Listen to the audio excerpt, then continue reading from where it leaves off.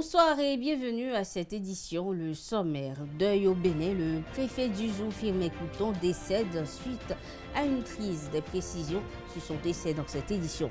Le président de la République, Patrice Talon, a rencontré le comité de pilotage de l'audit du fichier électoral hier lundi. S'assurer de la transparence et de l'indépendance des experts désignés.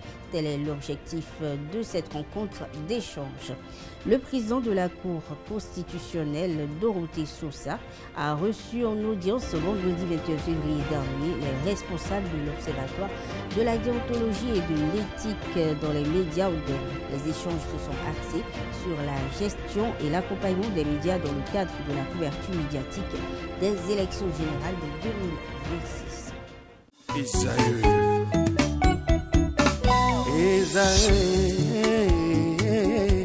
Vous recherchez une école de référence pour une double formation universitaire et professionnelle de qualité? Voici l'opportunité à ne pas rater. L'École supérieure d'administration, d'économie, de journalisme et des métiers de l'audiovisuel ESAE vous offre des programmes d'enseignement en licence et en master orientés vers l'emploi qui font d'elle une référence à travers les filières de l'administration générale et territoriale, l'administration du travail et de la sécurité sociale, droit, diplomatie et relations internationales, administration hospitalière, universitaire et intendance, journalisme et métiers de l'audiovisuel et toutes les filières des sciences de gestion. Une seule adresse, www.esae.bj. Rendez-vous dès maintenant sur nos campus ESAE Bedjromende au numéro 90 93 65 21 ou au numéro 98 98 14 00. Paracourt sur le numéro 52 46 12 12. Aboumé-Calavi au numéro 52 88 44 44. Akpaka au numéro 52 88 33 33. ESAE, l'excellence à un nom.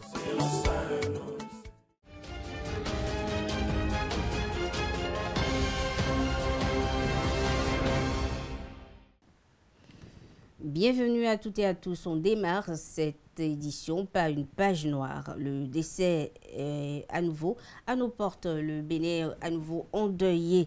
Il s'agit du décès du préfet Firmin Couton, préfet du département du Zou. Selon les premières informations, il est mort ce mardi 25 février des suites d'une crise. L'autorité départementale serait décédée des suites d'une crise au cours d'une réunion au ministère de la décentralisation. Apprend-on d'une source. Conduit de toute urgence au CNHU, il est décédé dans les instants qui ont suivi. Sa mort intervient, il faut le préciser, quelques jours après le décès du ministre des Enseignements secondaires, de la technique et de la formation professionnelle, Yves Chabi-Kwaro.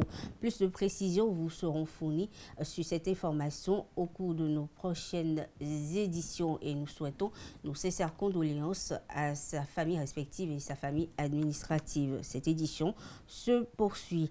Les membres du comité de pilotage de l'audit du fichier électoral ont rencontré le président de la République, Patrice Talon, au palais de la Marina. À l'occasion, Patrice Talon a réaffirmé son adhésion à l'opération. Plus de détails à travers cet élément. En Conseil des ministres, le 19 février 2025, le décaissement de plus de 159 millions de francs CFA a été validé pour le financement de l'audit de la liste électorale. Objectif, garantir un fichier électoral fiable et rassurer l'opinion publique. En général, toute fin de mission génère un regain de vertu, un regain d'engagement au service du bien de manière absolue.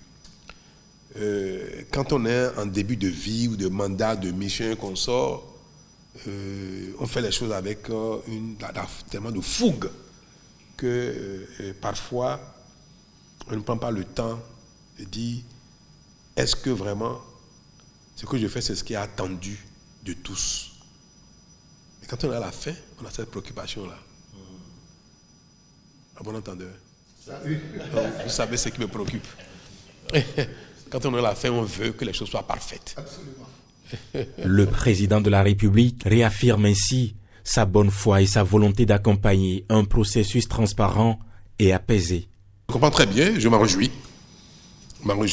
Et je voudrais vous dire combien cette démarche est à saluer en tant que société civile Et vous savez que tout ce qui relève de notre intérêt commun, moi, je suis toujours enthousiaste pour les mettre en œuvre. Donc, vous pouvez compter sur mon enthousiasme. La rencontre a permis un échange direct sur les modalités de l'audit et les garanties d'indépendance des experts impliqués. Il s'agit d'un travail technique. Ça là, je le répète tout le temps, je l'ai répété sur tous les trois, travail technique et scientifique qui n'a rien à voir avec des connotations politiques. Pourquoi? Pour la petite comparaison n'est pas raison, Monsieur le Président de la République, la voie qui est derrière nous là, c'est là, la marina que vous avez très bien embellie là. On a fait un appel d'offres pour prendre une entreprise qui va réaliser l'ouvrage. Toujours pour cet ouvrage-là, on a fait un appel d'offres pour prendre une entreprise qui va assurer le suivi et le contrôle de l'ouvrage. Et toujours pour cet ouvrage-là, on a pris encore une autre structure qui va assurer l'audit de l'ouvrage. Je ne ferai jamais rien qui puisse aller dans le sens contraire de la nation. Jamais. Avec cet engagement renouvelé à garantir la crédibilité du processus électoral, le comité de pilotage entre désormais dans la phase opérationnelle de l'audit. Un travail de fond qui, selon ses membres, se fera en toute indépendance pour l'intérêt supérieur de la nation.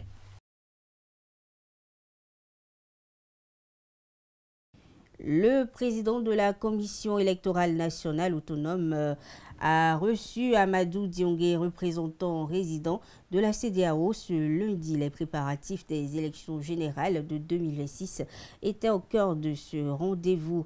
La rencontre a également permis aux deux personnalités de discuter de l'accompagnement de la CEDEAO que la CEDEAO pourrait apporter à la Sénat dans l'organisation des dites élections cruciales pour le Bénin. Amadou Diongue a précisé à l'occasion que la formation des agents électoraux et l'implémentation des outils numériques étaient des éléments essentiels dans le processus électoral.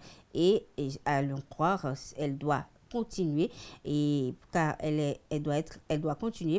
être accessible à tous les citoyens, en particulier à ceux qui seront amenés à prendre part à l'organisation des élections. Il a également assuré que la communauté restait à l'écoute des besoins de la Sénat. Saka Lafia, pour sa part, président de la Sénat, a salué la disponibilité de l'organisation régionale à accompagner la commission. Il a mentionné que le gouvernement béninois met tout en œuvre pour allouer des ressources nécessaires à l'organisation des élections et qu'aucune difficulté n'a encore été rencontrée jusqu'à présent. Il faut noter que les deux personnalités ont convenu de continuer à travailler ensemble afin que les élections générales de 2026 soient organisées de manière fluide et transparente. Autre information, le président de l'Observatoire de la déontologie et de l'éthique dans les médias, Ulrich Vital-Arontoji, et son secrétaire général Tanguy Akoyi ont été reçus vendredi dernier par le président de la Cour constitutionnelle, Kossi Torote Sousa. Cette rencontre avait pour objectif de discuter de la gestion et de l'accompagnement des médias dans le cadre de la couverture médiatique des élections générales de 2026. La formation des journalistes est en effet une démarche essentielle pour garantir une couverture rigoureuse, impartiale et conforme aux normes déontologiques. Et en dotant les professionnels des médias de connaissances juridiques et de bonnes pratiques journalistiques, l'ODEM souhaite à cet effet s'assurer que l'information relayée lors des prochaines élections soit précise, équilibrée et accessible au public. Notons que l'initiative s'inscrit dans une volonté de préserver la crédibilité du paysage médiatique béninois et d'éviter les dérives pouvant nuire au bon déroulement du processus électoral. Le chef de l'État, Patrice Talon, a procédé lundi 24 février 2025 à l'installation officielle des nouveaux membres du Conseil économique et social 7e mandature. La cérémonie a eu lieu au Palais de la Marine. Voici le point. Une institution repensée, Une mission renouvelée. C'est un jour important pour la gouvernance du Bénin. Je vous déclare officiellement installé dans vos fonctions de membre du Conseil national, du Conseil économique et social, 7e mandature. Désormais, le Conseil économique et social, longtemps resté dans l'ombre, est appelé à jouer un rôle clé dans le développement économique et social du pays. Une mission que le chef de l'État tient à rappeler avec fermeté. Le Conseil économique et social, tel qu'il était, défié, et ayant justifié sa réforme, a besoin maintenant d'être révélé dans ses prérogatives. C'est pour ça que vous qui venez d'être installés officiellement dans vos fonctions, vous avez l'obligation de donner au peuple béninois une autre lecture, une autre compréhension, une autre appréciation du rôle pertinent du Conseil économique et social. De votre efficacité dans la contribution permanente à la mise en œuvre d'une politique pertinente de développement équilibré du territoire et des secteurs dépendra la longévité d'une institution donc longtemps galvaudée et maintes fois en passe d'être effacée des institutions de la République.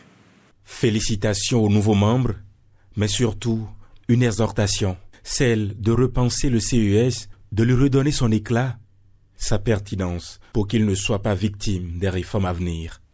Si la rupture n'a pas eu raison du Conseil économique et social, il faudra, et je le souhaite de tout mon cœur, que ce soit lui, le Conseil économique et social, réformé, qui ait raison de nos appréhensions. Et la suite de la conduite des institutions de la République, de la confirmation de leur pertinence, de leur réforme ou de leur suppression dépendra désormais de l'image que vous allez donner à cette institution que nous confirmons pertinente. Si vous ne parvenez pas à le faire, les prochaines réformes risquent d'effacer, de supprimer le Conseil économique et social. L'heure n'est plus à la figuration, mais à l'action. C'est depuis juin 2024 que les députés de la 9e législature ont tranché. Par 80 voix contre 28, ils ont adopté une réforme audacieuse. Désormais, le Conseil économique et social ne sera plus une entité unique et centralisée, mais un réseau de conseils départementaux connectés au terrain, à la réalité des citoyens. L'institution dont vous êtes membre a pour principale mission d'assurer la participation de la société civile à la politique économique et sociale du gouvernement, tout en assurant la promotion d'un dialogue constructif entre les différentes catégories socio-professionnelles de notre nation. Elle doit également contribuer à l'évaluation des politiques publiques. De même, vous avez de nouvelles fonctions.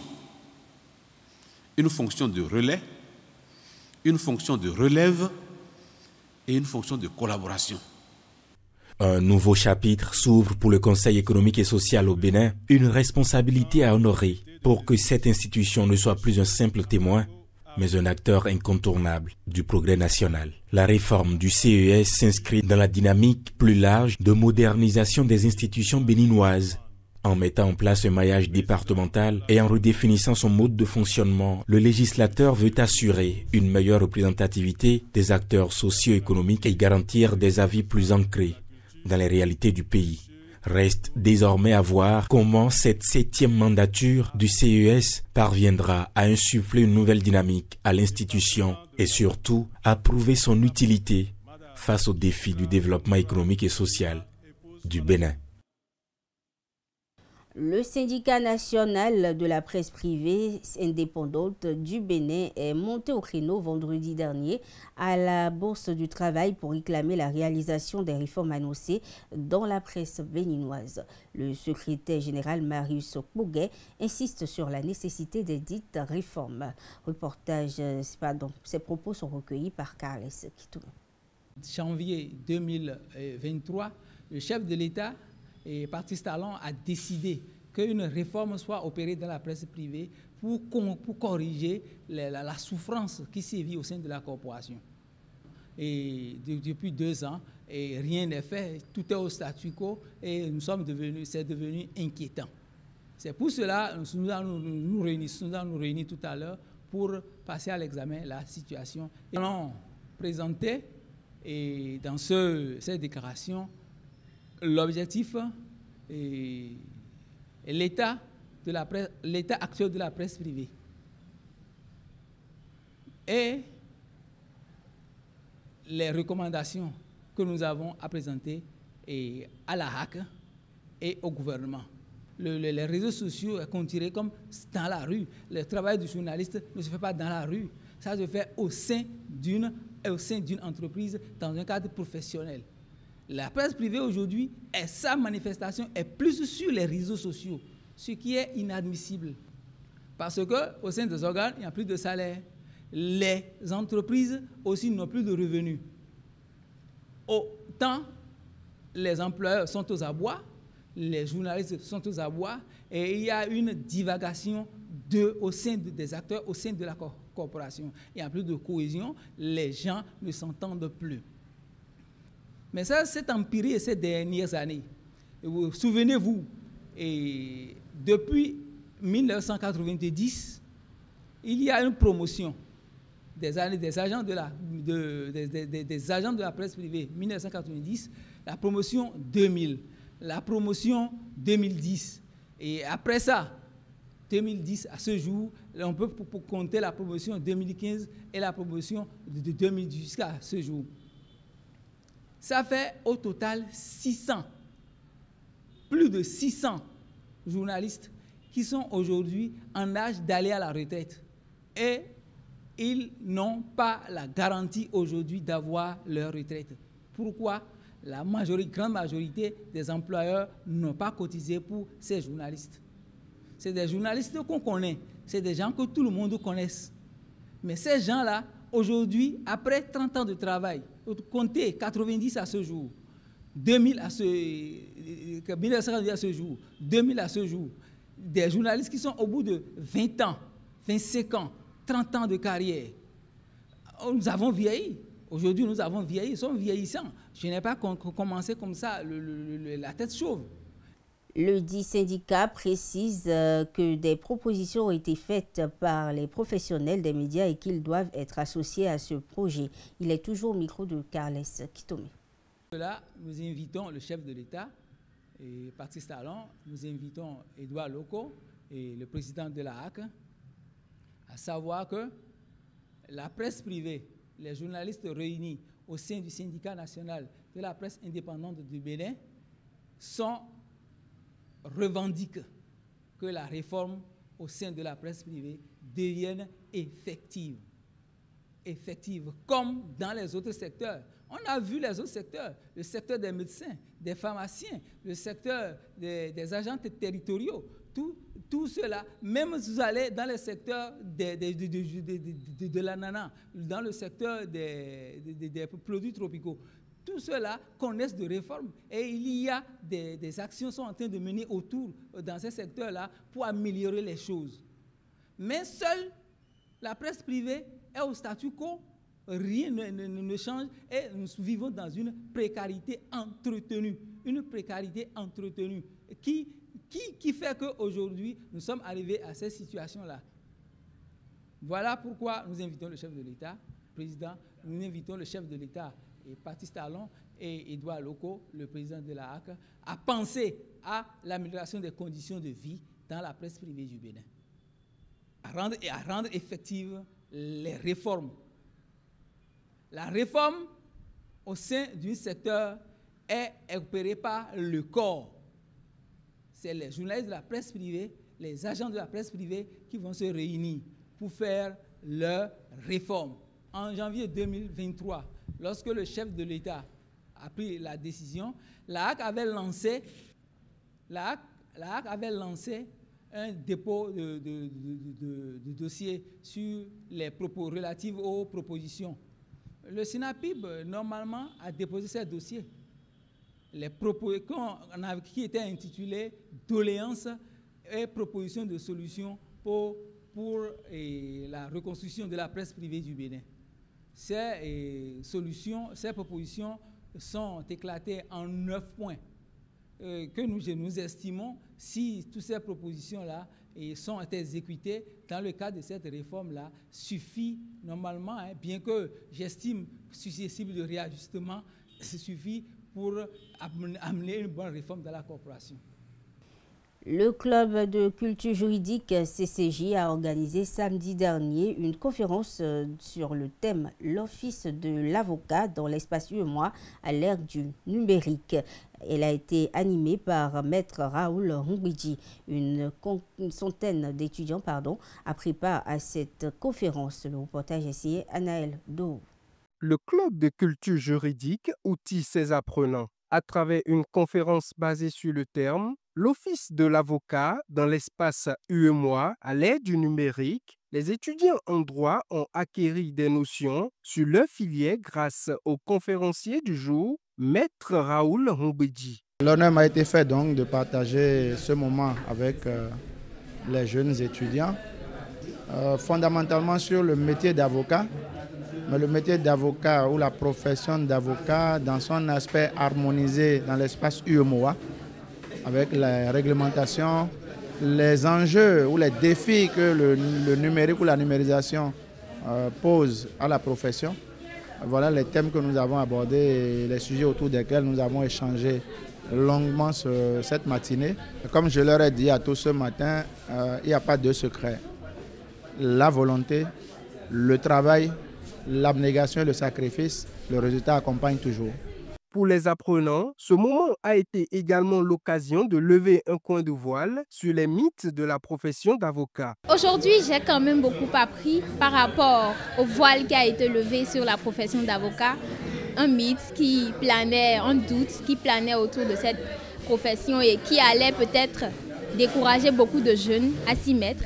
Mais aujourd'hui, on a pu apprendre à démystifier cette profession par rapport aux préjugés qui planent autour et en même temps les défis à l'ère du numérique qui surgissent par rapport au domaine. L'initiative des conférences mensuelles du club de culture juridique est soutenue par plusieurs objectifs. Nous avons promis faire une conférence chaque mois afin d'apporter une plus-value aux étudiants. Leur faire toucher en fait quelque chose de pratique. À la fin de cette activité, on peut dire qu'elle était très enrichissante. Les apprenants sortent plus outillés de cette conférence et prennent déjà le rendez-vous pour le mois de mars pour la prochaine conférence. Albert Agassuno, fils de Alitondi Agassuno, Kinkli dit Vignizogbe, a rendu hommage à son feu père dans son domicile 6 à Segbanou, dans l'arrondissement de Savi. Plusieurs personnalités, amies et proches du défunt étaient présents à cette cérémonie.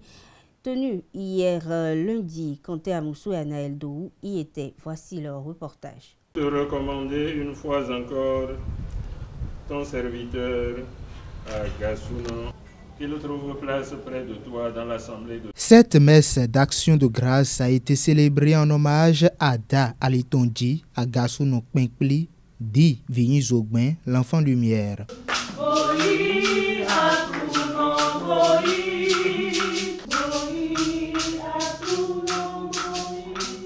À l'occasion du 16e anniversaire du rappel à Dieu de son père, en souvenir à tous les moments passés avec ce dernier, Albert Agassuno a posé des actes marquant cette journée. Il y a un an, lors de la bénédiction de cette maison que je lui ai dédiée pour toujours, j'ai pris l'engagement de lui offrir chaque année à la date anniversaire de son rappel à Dieu, une gerbe de fleurs que je déposerai au pied du monument que j'ai fait construire pour lui rendre mon hommage bien mérité. Un hommage bien apprécié par les proches familles du défunt qui se souviennent encore de lui. C'est un grand-père que j'ai eu à connaître et qui m'a bercé dans mon enfance, avec qui j'ai fait un peu de temps au moins avant qu'il ne parte. C'est quelqu'un que j'ai connu selon sa rigueur dans le travail et surtout dans la manière de bien faire les choses. Tout le monde n'a pas la chance de voir son papa et tout le monde n'a pas la chance de profiter des bienfaits, des conseils de son papa. Donc une fois que nous avons l'occasion, il faut toujours rendre hommage à nos êtres très très très chers. Moi, mon grand-père, je l'adorais. J'ai une grande émotion et cela fait revivre l'un des noms de papa. Vigny Zogbin. Vigny Zogbin. L'enfant, c'est la lumière. Et c'est cette lumière qui est en train de clairer la vie de papa aujourd'hui. Et papa, c'est un grand personnage. C'est un grand agriculteur. Il n'est pas allé à l'école, mais il est très intelligent. Quand vous voyez ses actes, ses œuvres, vous verrez qu'il est très intelligent. Avec le temps, moi j'ai eu un rapport très particulier avec le vieux en allant avec mes frères, notamment avec son fils Albert. Au point où le vieux a mis une certaine confiance en moi. Et au moment de faire son testament, il m'a fait rechercher pour témoin de son testament. Comme le disait Albert, c'est un paysan, mais un paysan valeureux. L'érection de ce mausolée démontre l'attachement de Albert Agassounon à son père et le grand homme qu'il fut. J'ai eu l'idée de construire une maison sur le terrain que mon papa m'a ordonné d'acheter. Je l'ai acheté avec mon argent. Et je me suis dit, pour honorer sa mémoire, à titre de gratitude, j'ai les moyens, je vais construire la maison sur ce terrain-là. Et donc, j'ai coupé l'espace, c'est 5000 mètres carrés comme ça que vous voyez, qui constitue la maison. Et je dis, dans cette maison, qu'est-ce que je vais faire? Je vous suis en train de vous raconter, vous allez mettre ça dans les médias, dans YouTube et tout ça, mais qu'est-ce qui va rester? Je fais dans cette maison un local le plus important destiné à mon père, dans lequel j'ai recherché et érigé ce monument.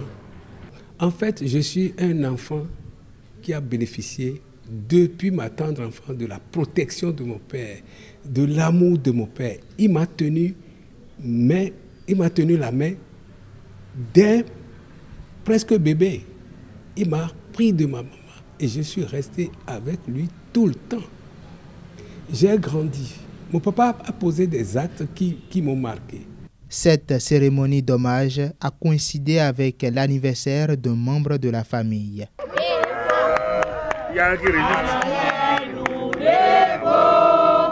Des moments qui ont connu une clôture en beauté.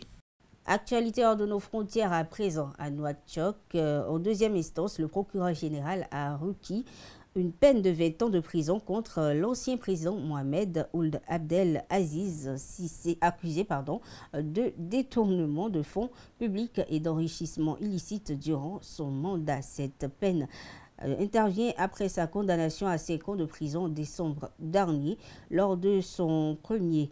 Et l'enrichissement de Mohamed Ould Abdel Aziz est estimé à 67 millions d'euros selon le procureur des fonctions de l'ex chef d'État lui aurait, selon le procureur, les fonctions de chef d'État lui auraient permis à l'époque d'user de ses fonctions pour faire pression sur des investisseurs. Cependant, Mohamed Ould Abdelaziz et ses avocats réfutent ces accusations. Selon eux, seule la haute cour de justice mauritanienne est compétente pour juger un ancien président. Les dirigeants des 27 États membres de l'Union européenne se réuniront demain mercredi en visioconférence pour un débriefing de la rencontre centrée sur l'Ukraine entre Emmanuel Macron et Donald Trump à Washington. En préparation du Conseil européen extraordinaire du 6 mars, j'organise une visioconférence des membres du Conseil européen, a annoncé ce mardi sur X son président Antonio Costa. Ce sommet, il faut le préciser, début mars à Bruxelles, selon ces thèmes, a été convoqué à un moment décisif pour l'Ukraine et la sécurité européenne. Dernière information hors de nos frontières dans cette édition, plusieurs manifestations ont lieu ce mardi en Syrie pour dénoncer l'occupation israélienne d'une partie du sud du pays. Des rassemblements dans les provinces proches des zones occupées d'Aïra, Souïda et Kounetra, mais aussi Damas, Homs, Latakia. Une mobilisation à la suite d'un discours de Benjamin Netanyahou dimanche dans lequel il affirmait qu'il s'opposerait au déploiement de l'armée syrienne dans toutes les régions situées au sud de Damas. Le premier ministre israélien réclamait ainsi une démilitarisation totale. Mesdames, Messieurs, sur cette information qu'on fait cette édition, merci de l'avoir suivi. Très bonne soirée à toutes et à tous.